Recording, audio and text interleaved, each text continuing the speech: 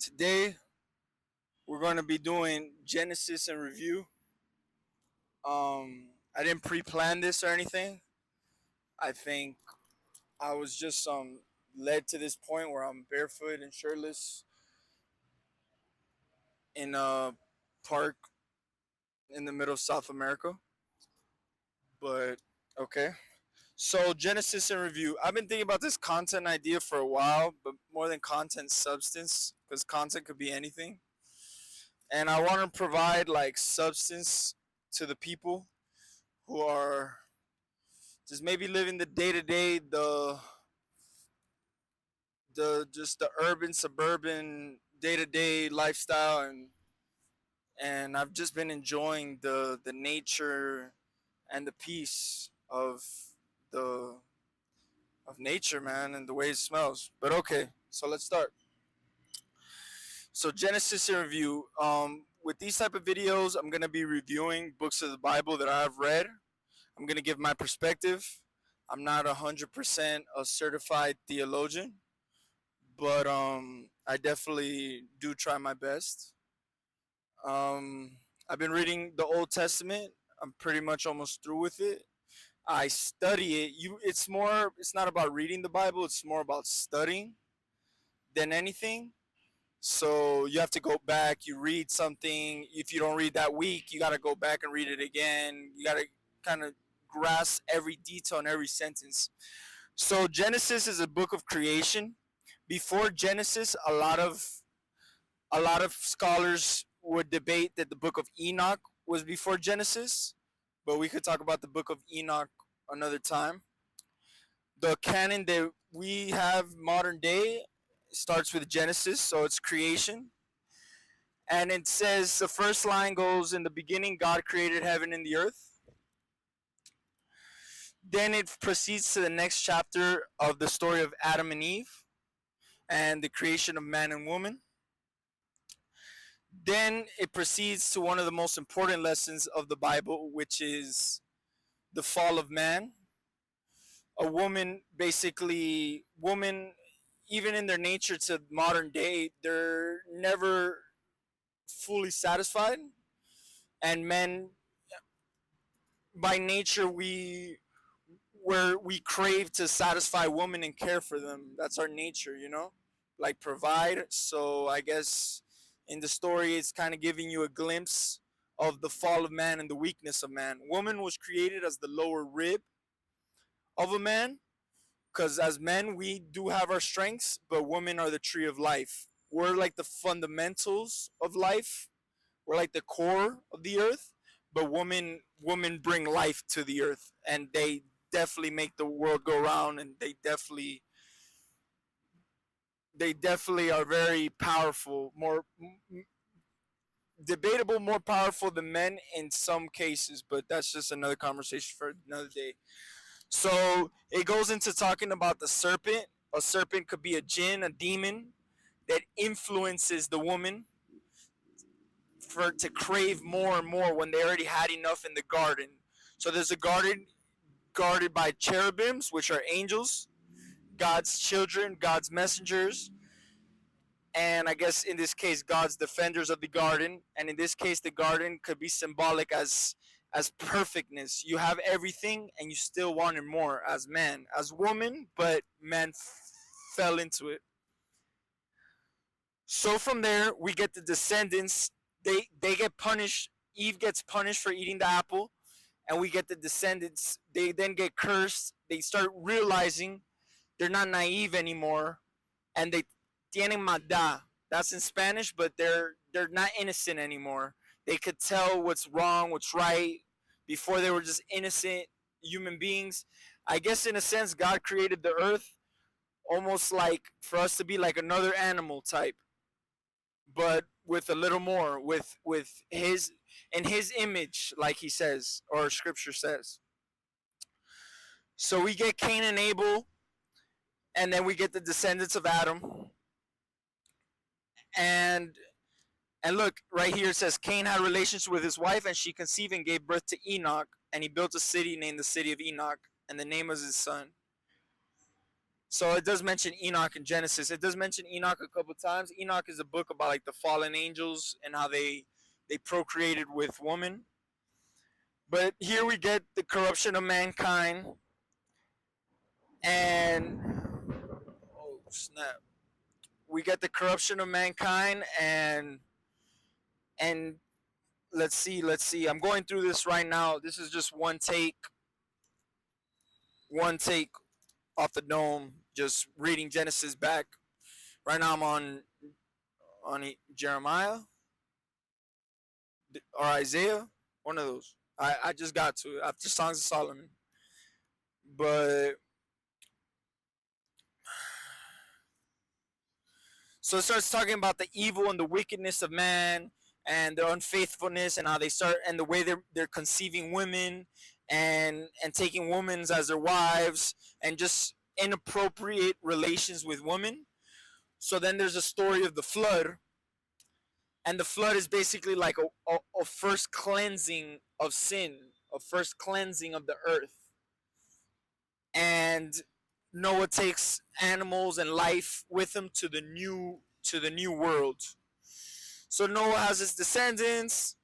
Then they say that after all the descendants, Babel, in the Tower of Babel, they separated all the humans to all parts of the earth to create different languages, and it says that's why we're different. Then, then Abraham is given a journey to leave. This is one of the most important parts of the Bible. Abraham is given a mission. He's born with everything, and this is symbolic in a sense that given everything, you if you accept God's journey in life, it might look like this right now. It might not look all the way perfect. You might be comfortable where you're at, but if you accept God's journey and what he has for you, that's total fulfillment as a man. So Abraham is told, go forth from your country and from your relatives, to leave your country, leave your relatives, to the land which I will show you, and I will make you a great nation, and I will bless you, and your name will be great. So when you follow your journey as a man, your name is great, which is the highest honor, not money. Your name great from your tribe, and you're a blessing to your people when you follow what you're supposed, like your inner calling. So Abraham gets up and he takes everything with him, his livestock, this and that, and then God promised Abraham a son. And from there we get Israel. I mean, we get Ishmael and Jacob, which Jacob is later called Israel, and then we get the tribes of Israel. And then Abraham is explained like the circumcision covenant, which is like a first blood covenant. It's a covenant of circumcision, which is to go into woman correctly, purely. And then we get a bunch of other story. We get more stories of Abraham, his journey. We get the offering of Isaac, and we get a story of Abraham having to give everything up to show God that that he'll sacrifice everything for him. And yeah, bro, like scripture gets really deep, and it's not for everybody. I'm gonna go in review and basically give summaries of stuff. There's a lot of details that I shouldn't mention. It's probably best you read it, but I would advise that you be careful with what you read, because it's better to not know than to know and then do not follow. So be very careful with wisdom, as understanding and wisdom and knowledge can age the bones if done incorrectly. So then we get the descendants of Ishmael, which are known as the Ishmaelites, and then they later become Muslims, come from the descendants of Ishmael, and Jews come from the descendants of Israel. So Jacob is sent away, and I think Jacob is sold as a slave. And then from Genesis, we get the sons of Jacob, which becomes the 12 tribes of Israel. And then, let's see.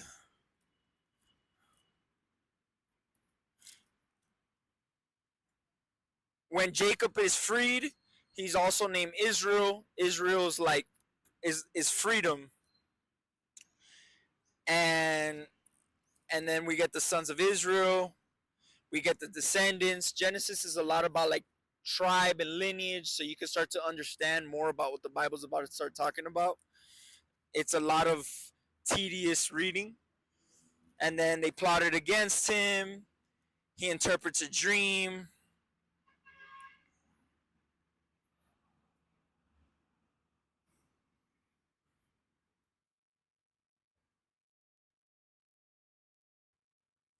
That the eventually Jacob is to become king, and then he becomes the ruler of Egypt.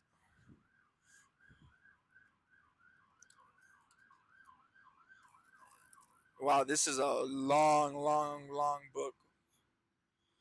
Remember, I'm just giving you a general summary, and it's just talking about Israel's last days and his death.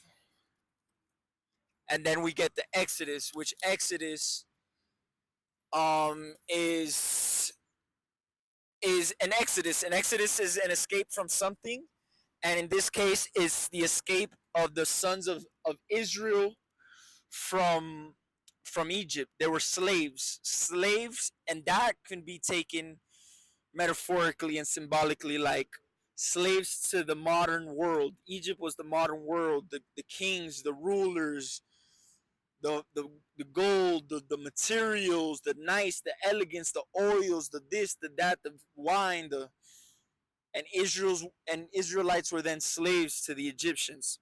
So that will be in Exodus. If you guys like this video, I mean, let me know in the comments. I'm a new creator, honestly. I've always created in my mind, and I felt like this is always was gonna be part of my journey. But to say less, yeah, man, y'all let me know in the comments if you guys like this type of content, man. I definitely want to promote the scripture and true understanding and reading of the scripture, not religion necessarily. I feel like religion separates us. It's raining right now, so I'm gonna get up out of here. It's all love, one love. Blessings, brother and sisters.